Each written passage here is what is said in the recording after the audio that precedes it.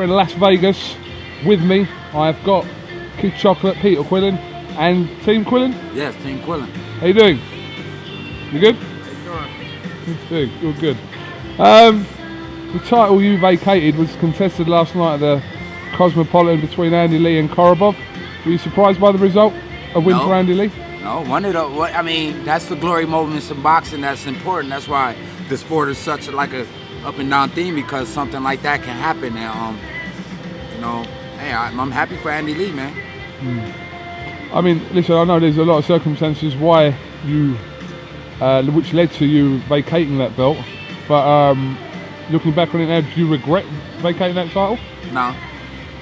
You know, you look at it like this, you know what I mean? I did it for a reason, and I don't tap too much in that reason to just be like trying to bring regret to myself. Like, I'm happy, I feel good, I got a blessed family, I got a good team around me, and that's the most important. I'm walking through Hooters, and I seen you today. We at the restaurant eating at Hooters, and we just bumped into you, you know what I mean? And now I'm here with y'all. That's the beauty of life, man. Absolutely. For people looking in from the outside, they'll probably be a bit confused when you did vacate the title. What would you say to those confused people? Man, you know, it's my decision. You know, that's what's important to me, is that I make the decision for me and the people around me and my family, because those are the people who are going to be affected by my decision. You know, I have to also be compassionate towards the fans. You know, they on the outside looking in. And if I was a person on the outside looking in, I probably would have a different opinion about things. But I'm in the house, and, you know, I only want to take, you know, opinions and views on me that can make me better as a person, not to take away from what I already done. You know, I vacated the belt, and I didn't got so much backlash, and it was like I almost wasn't the champ. No, I was almost not the champ. Now, like, I never accomplished becoming the champ, that I vacated it, you know, what some say was so easy, but I had the defenses against good guys with good records, and, you know, what more can I say about that? You know, it's funny that the belt, you know what I'm saying, is only worth what the fighter is, you know what I'm saying? So, like, you see, like, from what I heard, I'm maybe just assuming that Andy Lee got $220,000 and Matt Kovarov got 160. Now, he was going to be getting like, what, 600 grand? Huh? Four? So he would have got 400 to get knocked out by Kid Chocolate, but instead he got 160 to get knocked out by Andy Lee. You know, so around all the fact, what I'm trying to say is, like, the business behind of it is a lot of preparation behind that. So, you know, when it was time to do business with somebody and people that can, you know, help change my life, I picked the guy that, you know, is considered the best in the sport, and that's Al Heyman.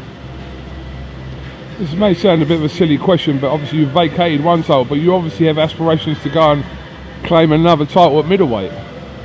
Say that again? You obviously still have aspirations to go and claim another title at middleweight. Yeah, it's going to be something I'm able to do, because, you know what I mean, the fights are out there, you know what I mean? So it's a time and a place for everything, and me vacating my belt, it wasn't the time for me to defend the belt at that time, and I wasn't going to be pressured to do nothing that I didn't feel comfortable doing. My uncle was struggling with pancreatic cancer, one of the worst cancers out there. You know, that struggle was coming within same around the time when I vacated, where it was emotionally just so much stuff happening to me, big changes, big life changes, big manly changes. I'm 31 years old. I'm not getting younger. You could be young and dumb, but it's really not that smart to be old and dumb. You know what I'm saying? So, you know, whatever decision I make is going to be me becoming more of a man. So, I'm always going to be inspired to be a champ, because if I could be the champ again, I'd be two-time champ, and that's good, because that's bringing on my legacy and my story. And not even that, it's my team. You know what I'm saying? It's going to help me get there. So I'm happy, man. Since you vacated, obviously Andy Lee become the new WBO champion. Jermaine Taylor's the IBF champion. How do you assess the middleweight division as it stands today?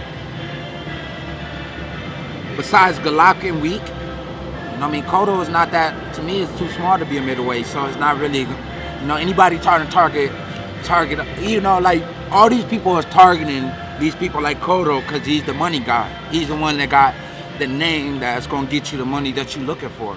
Not about the titles, really, as much as they say. His team strategically got him the right fight because of his name, man.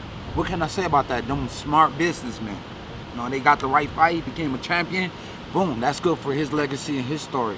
But he goes in there with somebody like a Kid Chocolate or Gennady Golovkin even. I don't see him surviving even that long. You know what I'm saying? So, you know, Andy Lee and Cotto is more like a fight that is probably more of a likely fight that could probably would, you know, Cotto would want to target to be a unified middleweight champion. And if they smart, then that's what they will meet. Even Jermaine Taylor versus Andy Lee is like a fight that, you know, it's a good unification bout for each other because it's not really that much of a high-risk fight. Gennady Golovkin, you know what I'm saying? He's Gennady Golovkin, so, you know, he's the scary boogeyman or what they say. Is he avoided in your weight, you think? No, he's not. He's just, his name is there, but the money and the business behind him is not equaling up to each other. You know what I'm saying? So, like, Gennady Golovkin is looking for that payday. He's looking for it too. You know what I'm saying? So it's like the name don't really bring that much to the table besides, you know, a high-risk fight with a low reward, but just saying to the bunch of fans, I beat Gennady Golovkin. That's all he really does. But like, I ain't thinking like that. I'm not thinking about beating this guy because I'm gonna get you know, the fans only can do so much for you. And you know, I believe if you're a true fan of somebody, you support them for the reasons that you do. It's not just because the fight, like Muhammad Ali, can you remember every fighter that he fought? You only remember the good fights that he fought, you know what I'm saying? And that goes for Sugar Ray Leonard and all those other guys. You only remember those career-defining fights on his record. And I had one of them fighting the other undefeated guy was Hassan Nadal, which is one of my claim to fame that say that I had to deserve that, I had to earn that. But at that time, it was worth it because the money was behind the fight. The title that Andy Lee won yesterday, his mandatory challenger, is Billy Joe Saunders from England. Have you seen enough of Billy Joe Saunders to make a call on that fight between Lee and Saunders or not? I heard that Billy Joe Saunders really lost against the other guy who he just fought. Chris Eubank Jr. Yeah, I heard that it really was. I didn't get to see it, but some of my guys from the UK told me that it was like... It was a close fight, a split decision that went in Billy Joe's favour, but I mean, I wouldn't call it a robbery. I was there myself. I wouldn't call it a robbery. Well, you know, like of a fan, like my friends are fans from the UK. Master Shorty, shout out Master Shorty.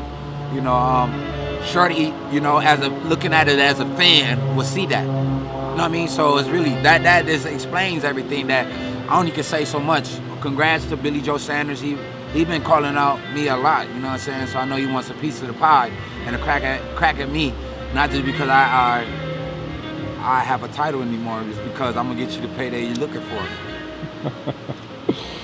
All right, well listen. I don't want to take away from nobody. No. Every fighter deserves their glory moments. And unless you fight me, I don't want to take that away from you. You know what I'm saying? Like, so if you're doing what you're supposed to be doing, you're a 160 pounder, congratulations to that, man. I'm gonna tell you to keep doing it. Because when you step in there with me, I'm looking at it as I'm trying to create my own story, and it's just as important as yours. So, like I said, I don't want to rob nobody of their glory moments, nor the Cotto, nor Gennady Golovkin, nor Jermaine Taylor, nor Andy Lee.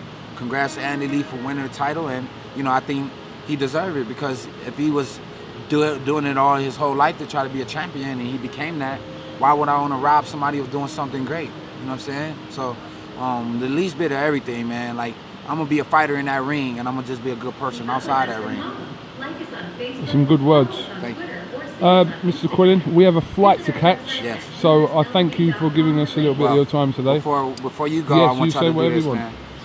Y'all getting on that flight, I just want the UK and everybody to see this. I'm giving y'all my heart.